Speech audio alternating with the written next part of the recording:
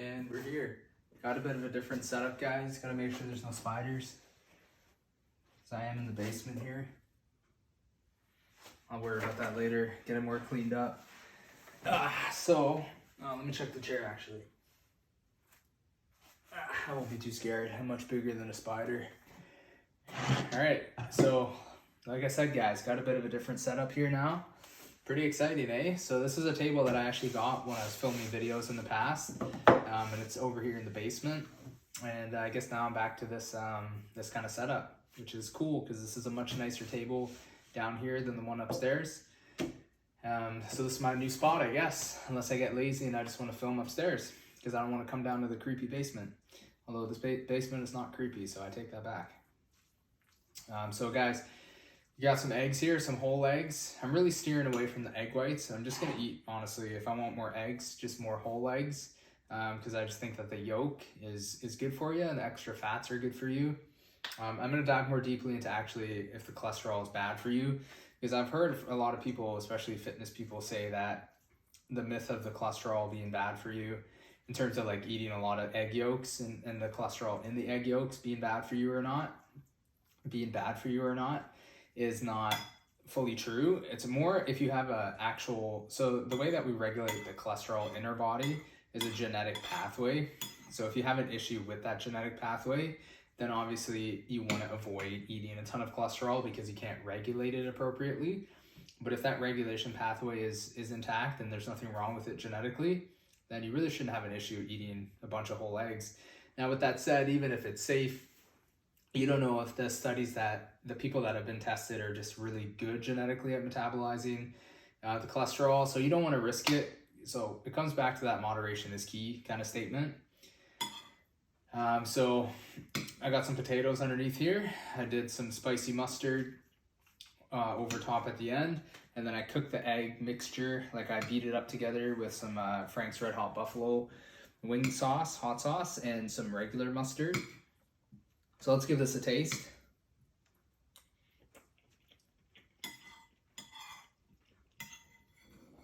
To be fair, I already knew what it was going to taste like because I eat this pretty much every single night. Super good.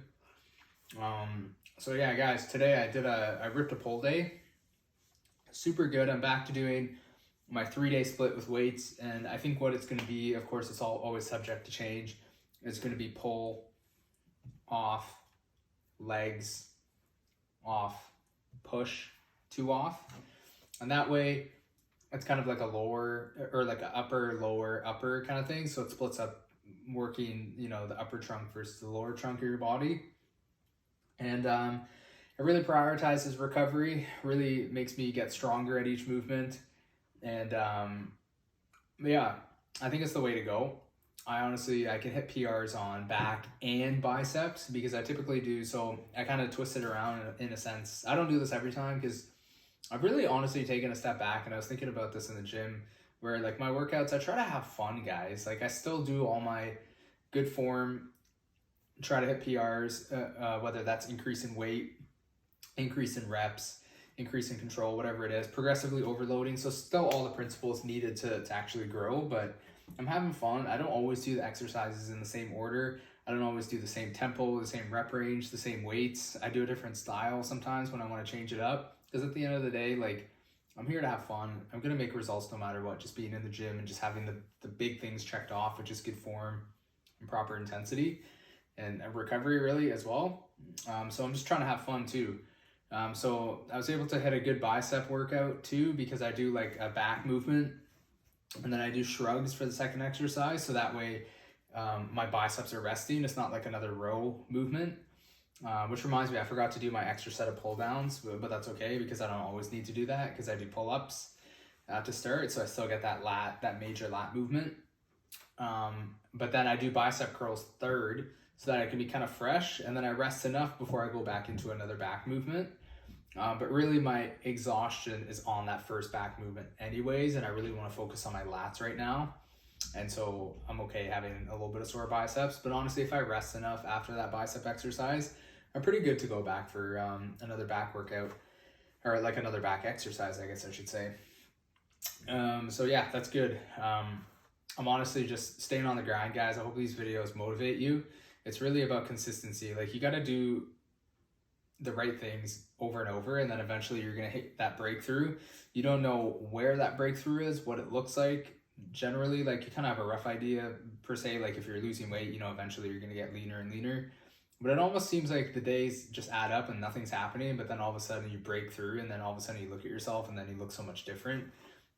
It's kind of like that, but obviously it's because you see yourself on a daily basis so frequently that you don't notice the small changes until it kind of hits you all at once, that like, bam, here's this big change.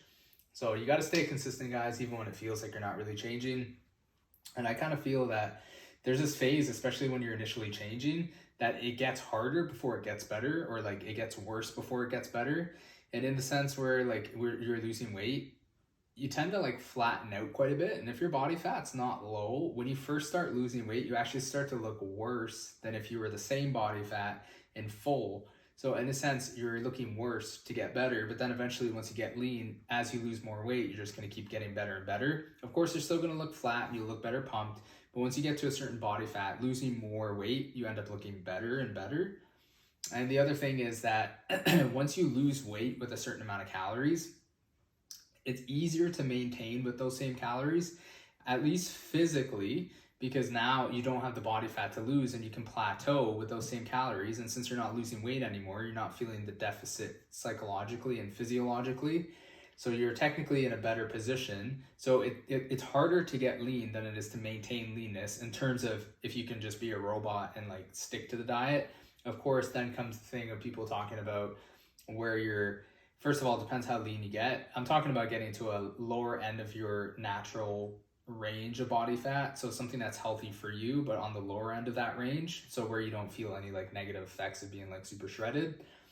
And once you hit that, guys, like, if you can have a good plan of like high protein, good healthy foods that keep you full, and you can stick to the routine, and you've taken your time to lose the weight, and this became a lifestyle, it actually is easier to maintain, because now you have less weight, you have less body fat, so those calories go a lot further because there's less of you now, right? So hopefully that makes sense. And yeah, I'll see you guys really in the next video, and I hope to put out some more videos. Eventually, once I kind of like exhaust this series, I'll start showing you guys my workouts. I'll start breaking down on this channel how I work out, what's my approach right now. I'll break down my workout split and what exercises I do, and talk more about that. And then I'll talk more about also, what was I going to say? Talk more about, I guess, my approach to dieting, and hopefully just kind of come out with just whatever kind of videos, just new videos other than the series that I'm doing currently. Because I kind of like the grind of uploading frequently. Maybe not every day forever, or like most days forever, but like a few times a week, at least continue like a series of some sort, and then also pump out a couple of other kind of miscellaneous videos for you guys, depending on whatever topics I want to cover, or whatever, really. Like the ceilings, like the sky's the limit, as they say. So yeah, that's it for today. Hope you guys enjoyed, and I'll see you in the next video. Peace.